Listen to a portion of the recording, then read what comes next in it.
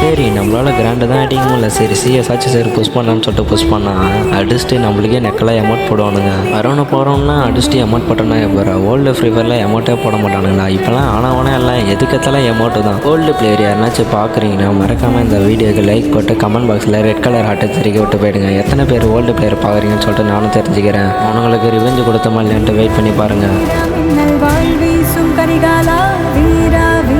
கண்கள் ஆழ்த்தாக்கும் குருவால்